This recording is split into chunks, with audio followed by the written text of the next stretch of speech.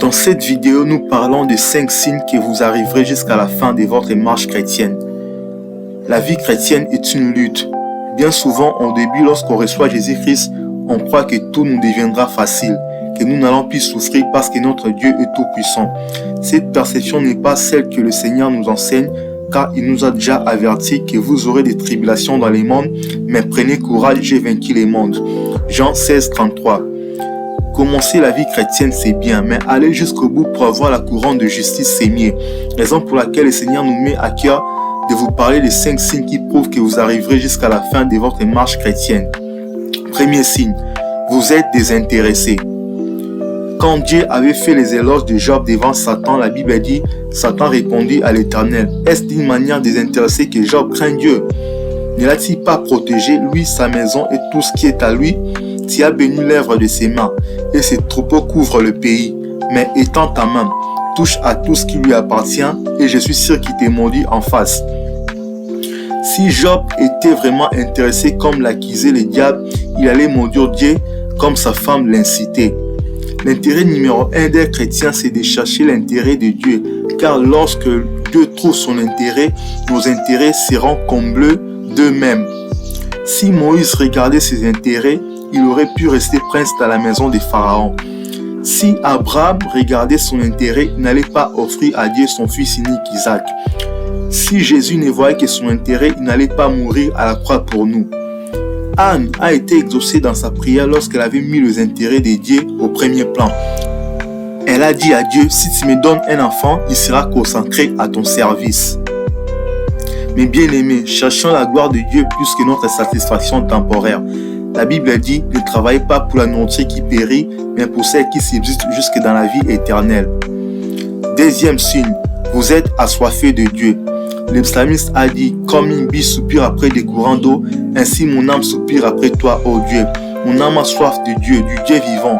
Quand irai-je et paraîtrai-je devant la face de Dieu? Sommes-nous assoiffés de Dieu plus que l'argent? Sommes-nous assoiffés de Dieu plus que le mariage, plus que la gloire du monde? Il n'y a aucune soif qui peut nous désaltérer à part le Saint-Esprit. La soif des choses du monde peut détruire la vie d'une personne. Combien de gens ont détruit leur vie à cause des plaisirs de la chair? Mais bien aimés, ayons la soif de Dieu, car les plaisirs que Dieu nous réserve au ciel sont éternels. Troisième signe, vous êtes disciplinés.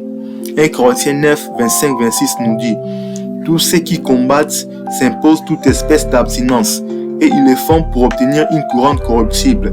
Mais nous faisons-les pour une couronne incorruptible. Moi donc, je cours, non pas comme à l'aventure. Je frappe, non pas comme battant l'air. La discipline est la clé de la victoire dans tous les domaines de notre vie. La discipline est le chemin le plus court vers nos buts. Joseph avait atteint sa destinée parce qu'il était discipliné. Samson a achevé sa course dans l'humiliation avec les yeux crevés parce qu'il n'était pas discipliné. Ne courons pas comme à l'aventure, sinon nous n'arriverons pas jusqu'au bout de notre marche chrétienne. Quatrième signe, vous êtes patient. Habakkuk 2:3 nous dit, car c'est une prophétie dont le temps est déjà fixé. Elle marche vers son terme. Elle ne mentira pas. Si elle tarde, attends-la, car elle s'accomplira certainement. Bien-aimés, soyons patients.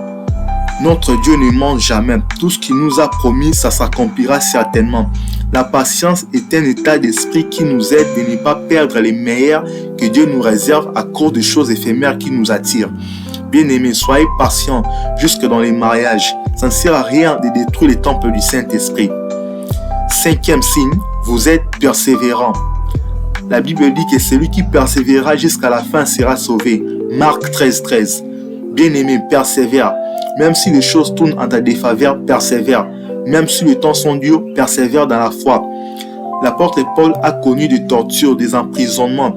Je ne crois pas que nous avons déjà souffert pour la cause de Dieu comme lui. Il savait que le Dieu qu'il servait est capable de tout, mais il n'a pas connu le découragement. Il a persévéré jusqu'à la fin et il a achevé sa course dans la foi. C'est pourquoi, bien-aimés, j'aimerais que vous et moi, nous puissions dire à la fin de notre vie comme Paul, j'ai combattu les bons combats, j'ai achevé la course, désormais la couronne de justice m'est réservée. Examinez bien votre vie. Si vous ne constatez pas ces signes, priez Dieu de vous aider. Même si vous les constatez, priez Dieu de les développer davantage. Ces signes sont le désintéressement dans les services de Dieu, la soif de Dieu, la discipline, la patience et la persévérance. Que Dieu vous bénisse.